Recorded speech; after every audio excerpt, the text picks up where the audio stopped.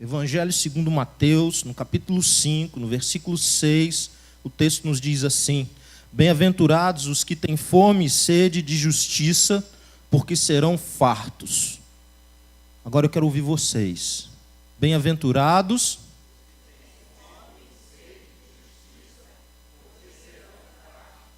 Isso mesmo.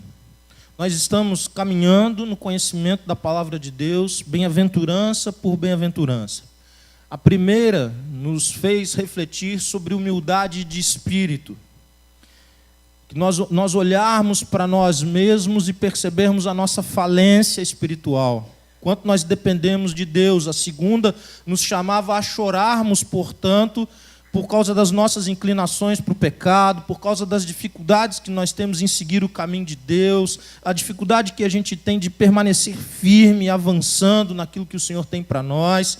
E a terceira bem-aventurança, então, nós percebemos que nós somos chamados para mansidão, que Jesus é o nosso modelo de mansidão, que muito mais do que não retribuir agressões ou ofensas, o desenvolvimento da nossa vida, ou quanto mais nós nos parecermos com Jesus, vai nos levar a amar essas pessoas, a servi-las e a interceder por elas. E agora nós chegamos a uma nova etapa em que o Senhor vai nos ensinar sobre fome e sede de justiça. É interessante perceber, irmãos, que fome e sede falam diretamente sobre necessidade essencial à vida. Fome e sede tem a ver com isso.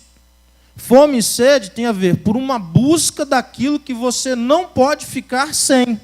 Você não pode ficar sem se alimentar, você não pode ficar sem se hidratar. É algo que você não pode ficar sem. Então, quando você fala, ele tem uma fome de alguma coisa, ele tem sede de alguma coisa, ele tem uma busca intensa por aquilo. E fome não é apetite. Não é assim, eu senti o cheirinho gostoso do prato da mãe ou do prato da esposa, aquele prato especial. Isso é apetite, é muito mais. Fome é outra coisa, mais profundo. Poucos de nós sentiu fome de verdade. O texto nos lança para uma dimensão mais profunda do querer, da vontade. E aí eu vou fazer a pergunta: você tem fome e sede de quê? De quê? O que você não vive sem? Que te faz tanta falta, que você busca com grande volúpia, com grande entrega. Vocês já viram em locais de conflito, locais de guerra, ou locais de catástrofes, em que há escassez de água, em que há escassez de alimento, como as pessoas reagem em circunstâncias como essa? As pessoas se matam, as pessoas perdem, os limites éticos caem todos naquele momento. Por quê? Porque o que vale é uma busca pela sobrevivência. Você precisa levar água, você precisa levar comida para um idoso, para uma criança ou para si mesmo. Busca intensa, vontade. Para começar, é disso que fala o texto.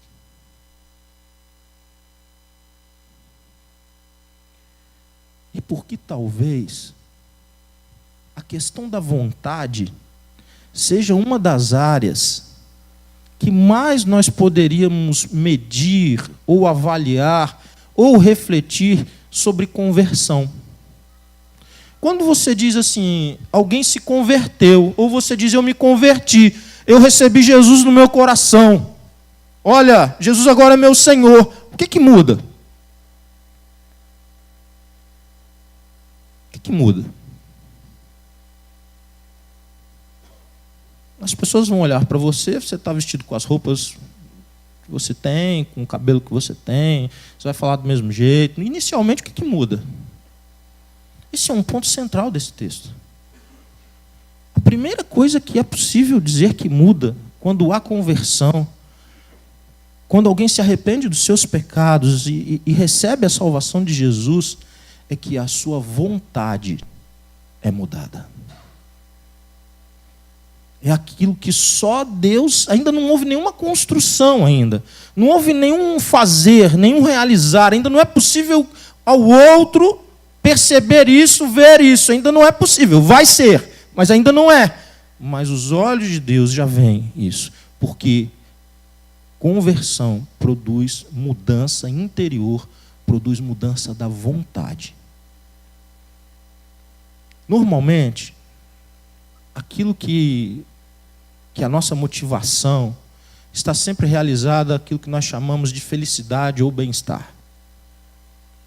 O que nós buscamos? Isso. Nós buscamos segurança, nós buscamos conforto, nós buscamos... esse conforto, eu gosto de carioca agora, né? Conforto. Conforto. Eu voltei quase 10 anos agora esse conforto. Você vê que você sai do rio, mas o rio não sai de você, né? E é natural que seja assim. Essas são as coisas que todos buscam. As pessoas buscam crescer, as pessoas estudam e elas têm objetivos de terem um emprego, elas se preparam, e quando elas têm um emprego, elas buscam avançar, e elas buscam oportunidades novas. Por que elas recebem em troca de tudo isso? Elas recebem, então, uma remuneração melhor, que lhes permite ter um carro melhor, uma casa melhor, uma roupa melhor, e nós chamamos isso normalmente de segurança.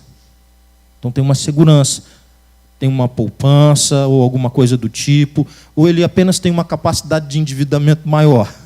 Às vezes, e muitas vezes, é isso que acontece. Ele não tem a poupança, mas ele tem uma capacidade de se endividar mais. O banco olha para ele e diz, olha, você pode se endividar mais um pouquinho, a sua dívida está pequena, mas você avançou, agora você pode se endividar um pouco mais. Mas, de certa forma, é isso que acontece. As pessoas, então, buscam quando vivem naturalmente, e não há nenhum problema em si nisso. Essa não é uma questão que você fala assim, olha, está tudo errado, você não pode buscar isso, mas normalmente as pessoas vivem para isso. O porquê de todas as coisas se resume nisso. A vontade é para isso, é a vontade de adquirir, é a vontade de ser reconhecido, é a vontade de consumir, é essa vontade que move o mundo. E o Senhor Jesus aqui está dizendo, olha, Ele está dizendo para os discípulos dele, para os que nasceram de novo, para aqueles que são dele, para aqueles que agora querem caminhar segundo a vontade dele. Olha, eu vou mexer na vontade de vocês. Caminhar comigo não é mais ter apenas essas vontades. Caminhar comigo é ter vontades novas. Vocês terão fome e sede de algo novo, que era incomum. Vocês não tinham, jamais teriam naturalmente. Mas eu vou mexer na vontade de vocês, porque os valores e princípios do meu reino são diferentes.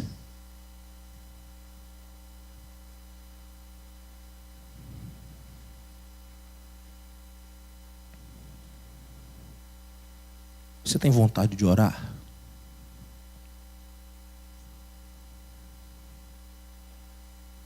Você tem vontade de se dobrar diante de Deus? Você tem vontade de ler a Bíblia? Você tem vontade de compartilhar de Jesus para alguém? Você tem vontade de separar algum tempo de oração, não apenas para pedir bênçãos, e normalmente bênçãos materiais para a sua vida, mas para orar por causas e pessoas que às vezes até estão muito distantes de você? Você tem fome e sede dessas coisas? Você tem fome e sede de contagiar alguém, de influenciar alguém com a sua vida, para que ela conheça o amor de Jesus?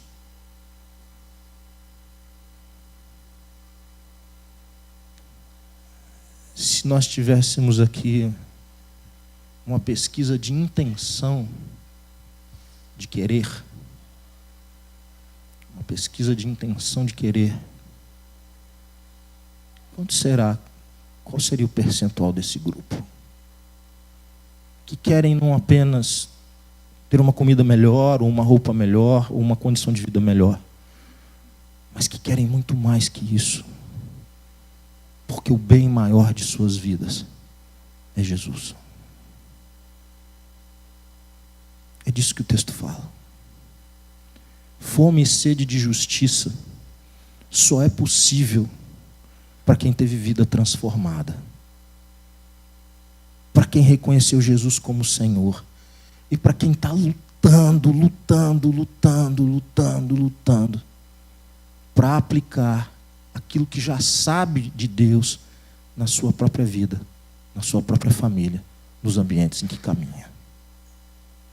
Fome e sede de coisas novas, fome e sede de santidade, fome e sede de uma vida limpa, de uma vida pura, não perfeita, mas limpa, coerente, vida coerente. Eu creio nisso, eu creio em Deus dessa forma, eu creio, e por isso eu vivo dessa forma. Por quê? Porque é coerente com aquilo que eu creio a respeito dele, da sua graça, do seu amor, do seu perdão e da minha responsabilidade de salgar e iluminar o mundo. Amados, talvez a grande questão, o grande nó para a igreja evangélica desses dias é que nós somos incoerentes. Absolutamente incoerentes. E veja que eu não estou falando do tipo de culto que se celebra, se é o culto mais avivado, menos avivado, se tem mais glória a Deus e aleluia, se tem mais luz, e se tem um jeito mais de espetáculo, se tem mais um jeito assim de introspecção. Eu não estou dizendo isso, porque nós conseguimos com todos esses estilos de igreja ainda manter uma incoerência que une a todos. Se nós confiamos em Deus, se Deus é a nossa segurança, se o Senhor Jesus é a nossa rocha, se nós cremos de fato que a nossa vida está nas mãos dEle, e que viver para a glória dEle é uma grande bênção, mas estar com Ele ainda é muito melhor, o que isso deveria mudar em nós? Se nós fomos chamados para salgar e iluminar, se nós fomos chamados para ir ao encontro das pessoas e anunciar o amor de Deus, se nós temos a mensagem mais excelente, o que nós estamos fazendo de excelente para divulgar essa mensagem? Qual que é a excelência da sua vida para comunicar a mensagem mais excelente que um dia chegou a você, que o Senhor te comissionou para ser dela divulgador? Vou dar um exemplo. Nós temos algumas pessoas que nos visitam a cada domingo aqui. Algumas são convidadas dos próprios irmãos, algumas nos localizam através da internet, algumas nos localizam através da placa, enfim. Pessoas chegam aqui de diferentes formas. E o nosso negócio é gente. Gente. A igreja existe por causa de quem? Por causa dos que não são igreja. Porque se a igreja fosse existir só para ela, não precisava estar no mundo. Podia ter todo mundo promovido já. Porque estar lá é muito melhor do que estar aqui. E nós ainda estamos aqui, não por causa de nós mesmos, mas por causa dos que não são igreja. E quando nós recebemos alguém que não é igreja, como que nós recebemos? Que fome e sede nós temos de receber essas pessoas. Quem chega mais cedo para receber essas pessoas, quem vai ao encontro delas ao final de um culto, quem vai mandar a mensagem essa semana que vai fazer diferença para a vida de uma delas. Estou exemplificando apenas. Isso vale para tanta coisa. Quem tem buscado isso? Quem tem colocado isso na sua agenda? Quem tem colocado isso como um alvo? E eu não estou dizendo daquele que está longe de você, eu estou dizendo daquele que está pulando dentro do barco, que já sentou no barco do teu lado. Você já o identificou perto de você? Você já se programou para dizer, olha, ele não sai daqui hoje sem receber um abraço, sem receber um carinho. E isso é compromisso meu por causa dele? Não é por causa dele, não, é por causa de Jesus, que é o negócio, que é o Senhor da nossa vida, é o nosso negócio com Jesus. Um exemplo apenas simples, cotidiano, de cada domingo. Quantas vezes, irmãos, eu e vocês, não são só vocês, eu também, quantas vezes eu fiquei atendendo antes do culto, ou imprimindo coisas, ao invés de vir receber vocês, porque vocês são muito especiais. Quantas vezes? Hoje alguém percebeu essa mudança em mim, eu não sei quem foi. Alguém falou, ô pastor, está recebendo a gente aqui hoje. São poucos aqui os que eu não cumprimentei hoje. Mas isso era para estar há quanto tempo? Mas sou eu apenas? Ou somos nós? Se nós amamos pessoas E se o melhor que nós temos para as pessoas é Jesus, o que nós temos nos programado para compartilhar de Jesus a cada semana no nosso local de trabalho? Quanto tempo nós temos gasto para orar por elas? Isso é coerência. Porque é muito incoerente a gente dizer que ama as pessoas, que quer ver os salvos transformados, que nós queremos ver a igreja crescer, ou que nós queremos ver a cidade transformada, que nós queremos ver justiça social, que nós queremos ver famílias transformadas, que nós queremos tudo isso, mas nós não nos movemos para isso. O que muda o mundo não são intenções, mas são ações. Eu posso ter a intenção ou a visão de ir para Curitiba, mas se eu pegar a BR no sentido sul, eu vou para Florianópolis, eu não vou para Curitiba. Então não adianta eu dizer, olha, eu quero ir para Curitiba. Não adianta eu dizer, olha, eu quero ser uma igreja relevante, eu quero ser uma igreja relacional, eu quero fazer diferença em Joinville, eu quero ver a vida transformada, eu quero ver os meus vizinhos abençoados, eu quero ver minha família firme com o Senhor, eu quero isso, eu quero aquilo. Mas se ao invés de pegar a direção para isso, aquilo que eu construo todo dia vai para longe, isso é de uma incoerência brutal, e nós vamos ter que dar conta de tudo isso para o Senhor. Esse é o ponto.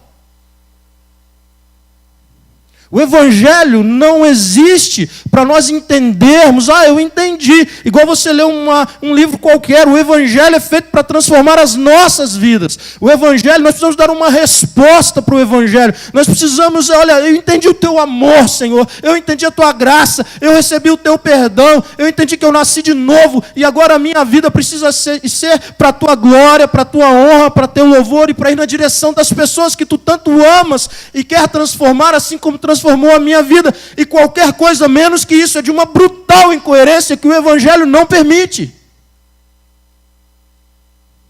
Não permite para mim, que sou pastor. Não permite para você. Porque todos nós somos ovelhas de um único pastor, que é Jesus Cristo. Mas como nós não ligamos muito se nós estamos sendo coerentes ou não, porque normalmente nós medimos o Evangelho somente o que ele causa em nós e para nós, um egoísmo brutal. Então nós medimos assim. O culto foi uma bênção. Deus falou tanto ao meu coração. O louvor foi ótimo. O louvor estava maravilhoso. Cantou aquela música que eu gosto. Porque se cantar a música que eu não gosto, aí já não é tão uma bênção. Por quê? Porque a medida sou eu. Esse tipo de evangelho é um evangelho à nossa imagem e semelhança, e não à imagem e semelhança do Senhor. É incoerente.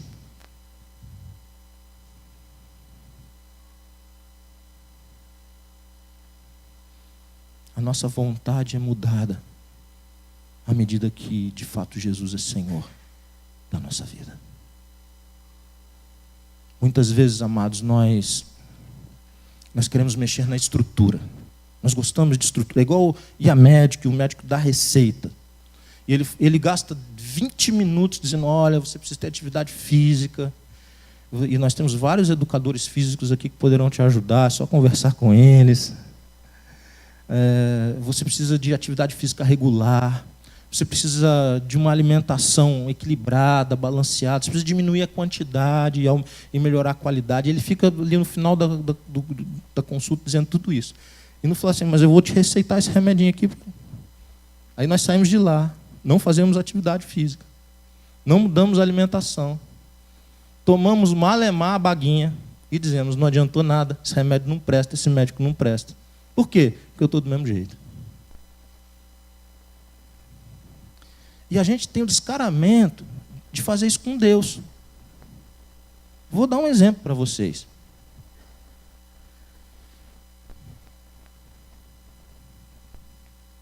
Às vezes eu estou num pequeno grupo. O grupo não cresce. O líder está cansado. O líder já está querendo entregar as pontas. Ele não entregou porque ele é responsável, não porque ele esteja apaixonado naquilo mais. Mas ele é responsável, ele tem temor de Deus. E ele não quer ver o negócio perder. Ele está cansado. Por que ele está cansado? Por causa da incoerência.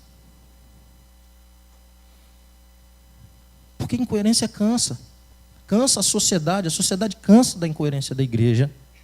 E nós nos cansamos da nossa própria incoerência. Então a gente só pode dizer assim, esse negócio de PGM não dá certo não.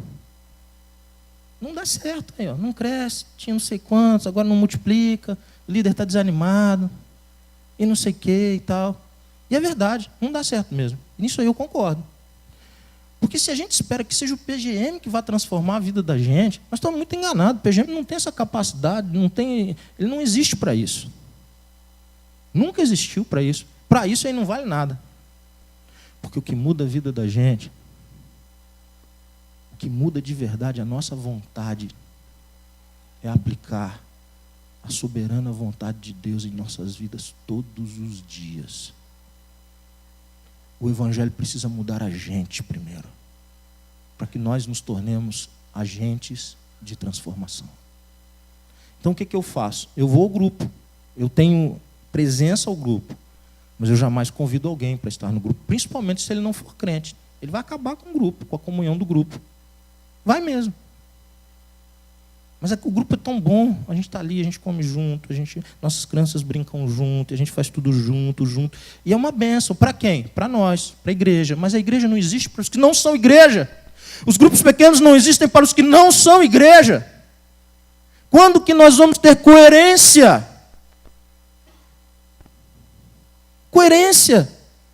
Porque o dia que o não igreja for servido pela igreja, o resultado na vida dele está nas mãos de Deus, mas nós teremos paz de estar fazendo aquilo que o Senhor nos chamou, o motivo da nossa existência. Ele nos abençoa com a sua graça, para que nós multipliquemos a sua glória.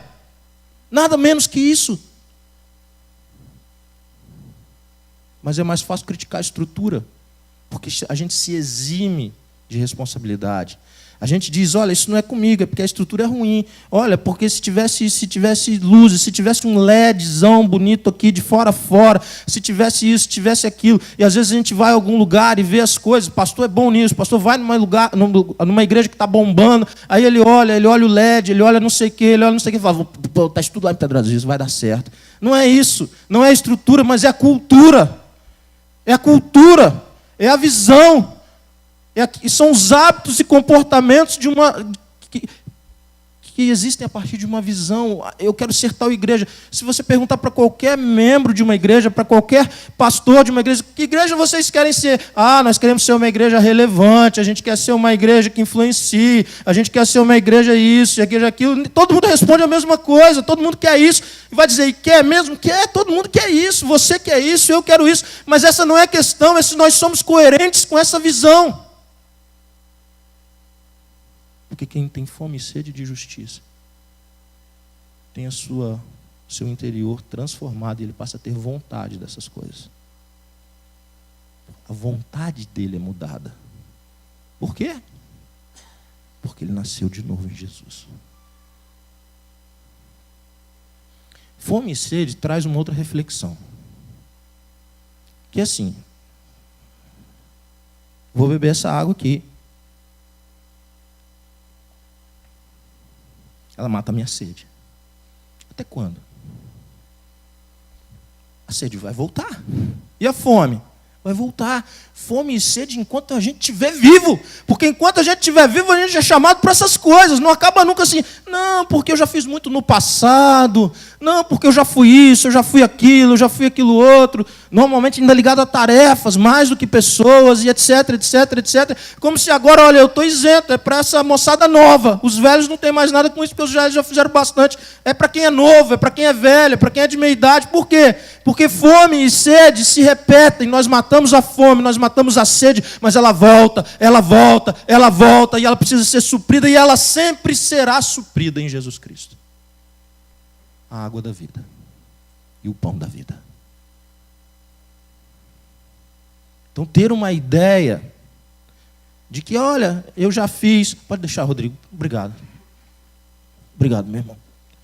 Eu já fiz, eu já fui assim, eu já fui assado, sempre no passado, eu já tive um grande amor, eu já evangelizei, eu já discipulei, eu já investi, eu já fiz isso. Não é o que você faz agora, e o que você quer fazer para frente.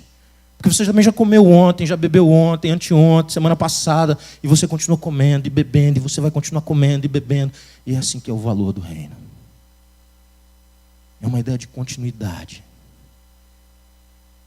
Sempre nós somos chamados para isso. E sempre experimentaremos da graça do Senhor. Quem nasce de novo tem sede por virtudes espirituais. Quem nasce de novo, ele quer aprender como crescer na fé. Ele quer aprender a conhecer mais de Deus. Ele quer aprender a conhecer mais do amor do Senhor para multiplicar esse amor. A Bíblia é lotada desses exemplos, cheia desses exemplos, plena desses exemplos. Talvez o chamado de Abraão seja um exemplo que muitos conhecem. Abraão é tirado de uma terra, é anônimo, ele é tirado de uma terra para uma grande missão. E o Senhor promete muitas e muitas e muitas bênçãos para a vida dele, e cumpre uma a uma. Mas há um propósito maior. A bênção para a vida dele não era para ficar para ele. E o Senhor deixa muito claro isso. Em ti serão benditas todas as famílias da terra. Eu te abençoo, não somente porque eu te amo, mas porque eu te amo, eu amo quem ainda não é meu, assim como eu amo a você. E você vai ser um instrumento, com as bênçãos que eu te der, você será um instrumento para que eu me aproxime daqueles que eu ainda não me aproximei. Isso é a essência bíblica, a essência do relacionamento com Deus. Nós somos abençoados não para manter a bênção na nossa vida, não para represar a bênção, mas para multiplicar a bênção de Deus. E a gente só multiplica a bênção quando nós mudamos as nossas decisões, as nossas escolhas, quando nós somos coerentes aquilo que cremos e aquilo que vivemos. Eu falei bastante de fome e sede, mas eu quero entrar um pouquinho na ideia de justiça. Existem na Bíblia 3 aspectos quando a gente fala de justiça. O primeiro aspecto é um aspecto legal, a ideia de fórum, a ideia de juiz. É que alguma coisa, é uma ideia de justificação. Então, assim, imagine o tribunal de Deus, ok? Lá, monte aí na sua cabeça a imagem de um tribunal. E você vai ser apresentado, e você cometeu delitos, você infringiu a lei, você ultrapassou a lei, você foi contra a lei. Que lei? A lei de Deus. Então o que você mereceria? Você mereceria condenação, você mereceria punição. Então nesse ambiente, existem acusações contra você, e essas acusações elas não são infundadas, elas são reais. Você cometeu por ação, por pensamento, por sentimento, por intenções, coisas e que nada tem a ver com a lei de Deus. E você seria condenado. Mas aí o juiz ele te absolve. Não porque ele é bonzinho, não porque ele passa a mão na tua cabeça e diz, não, deixa assim mesmo, eu gostei de você. Mas porque ele diz, o meu filho cumpriu a pena em seu lugar. E eu declaro você justificado. Você agora é justo aos meus olhos. Porque eu não olho diretamente para você, mas eu olho você coberto pelo sacrifício de Jesus Cristo. Então esse é o aspecto da justiça na Bíblia. O segundo aspecto da justiça na Bíblia tem a ver com conduta, com comportamento, com conduta moral. É o aspecto moral da justiça. Então essa é um segundo aspecto, uma segunda esfera. Seria essa questão que eu estou tratando mais, mas nós chamaríamos isso normalmente de santidade, de santificação, de pureza. O que seria isso? Olha, eu tenho uma conduta no mundo agora coerente, a palavrinha de novo, com aquilo que eu creio. Coerente com a presença de Jesus na minha vida, coerente com o meu novo nascimento, coerente com o Espírito Santo que habita em mim. Então esse é um segundo aspecto de justiça, é uma justiça moral. A Bíblia fala, olha, procurai viver a vida de um jeito que as pessoas não possam acusar você de nada. Por isso você caminha uma segunda milha. Por isso que quando batem na tua face direita, você oferece a esquerda. Porque isso é Jesus. E a tua justiça é quem? É Jesus. E o que a Bíblia ensina? Que a justiça, nesse sentido, cabe a quem? Ao Senhor. E todas as vezes que nós queremos fazer justiça do nosso jeito, com a nossa própria mão, o que nós estamos fazendo? Tomando o lugar de Deus, usurpando o lugar de Deus, querendo ocupar um espaço que não é nosso, é de Deus. Porque Ele é a nossa justiça. Porque se eu quiser fazer justiça do meu jeito, dificilmente eu faço justiça. A única coisa que eu consigo produzir é vingança. E isso nada tem a ver com Jesus. Jesus não é promotor de vingança. Jesus é promotor de justiça. Então, o segundo aspecto da justiça tem a ver com o teu comportamento, com a tua conduta, com o modo como você vive o evangelho no seu dia a dia, a pureza do seu coração, a pureza das suas ações, a sua santificação.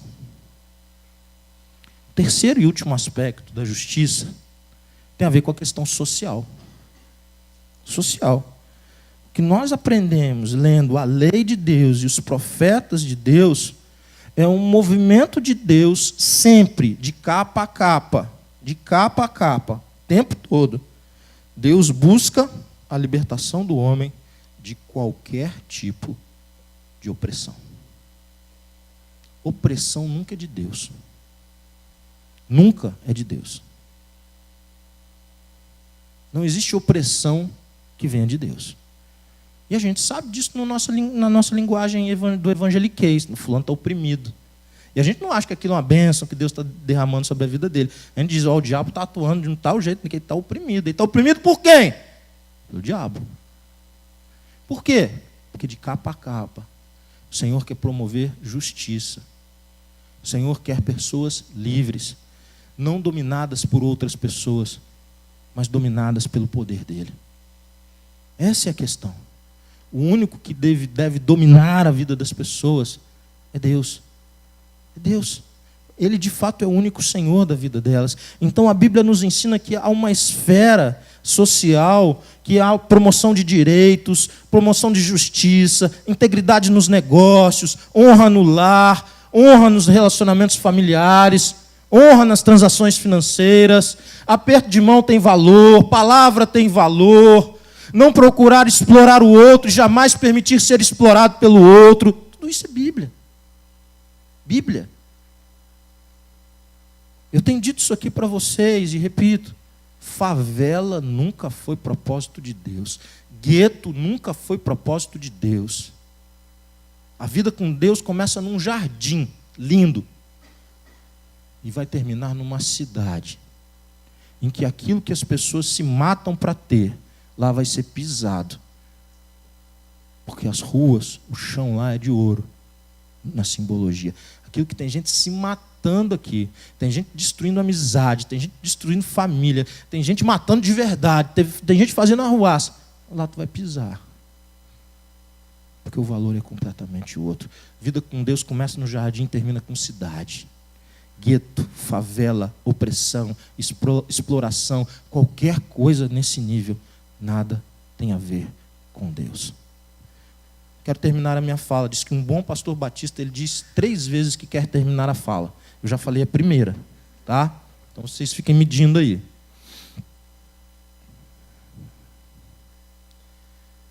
Para tudo. Eu sei que você está cansado. Mas eu quero convidar você a fazer um exercício. Oda da Silva.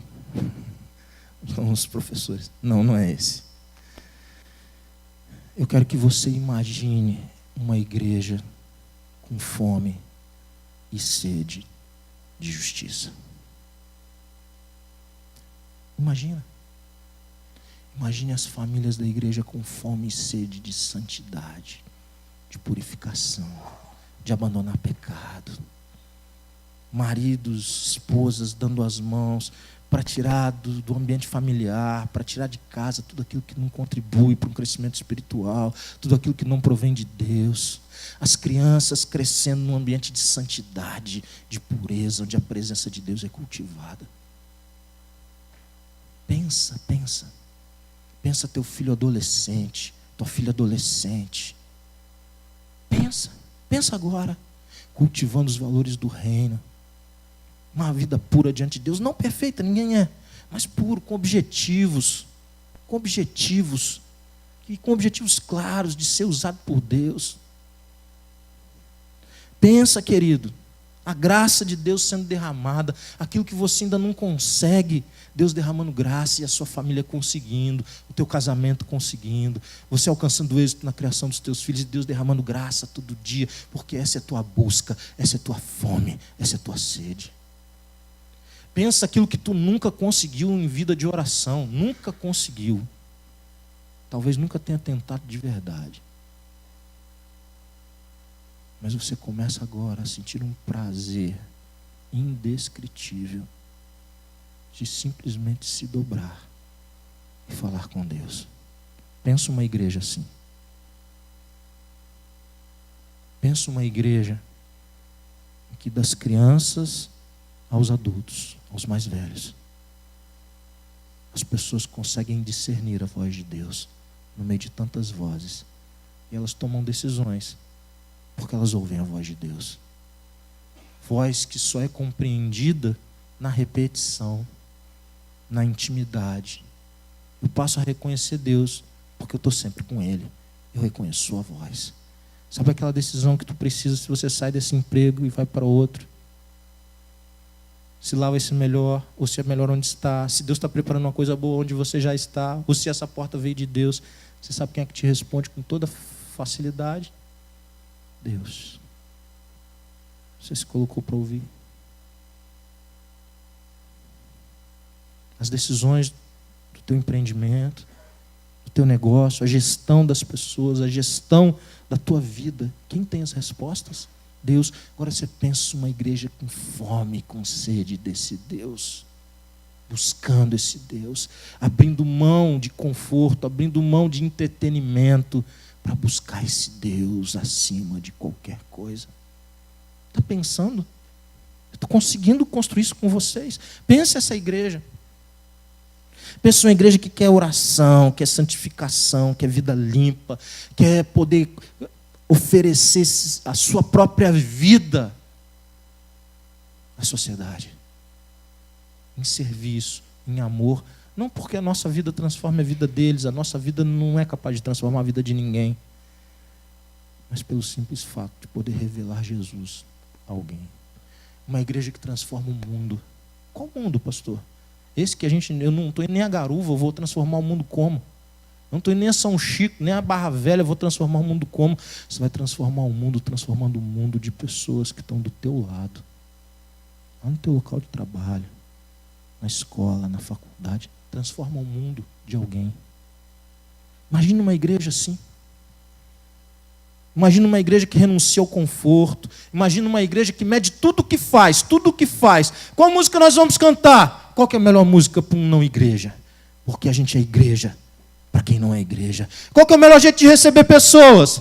O melhor jeito de receber pessoas é o melhor jeito que as pessoas que ainda não nos conhecem, elas se sintam mais à vontade entre nós. Qual é o melhor dia para fazer um PGM? Qual que é o melhor jeito de ter um PGM? O melhor jeito é quando ele tiver como principal alvo ser igreja para quem não é igreja.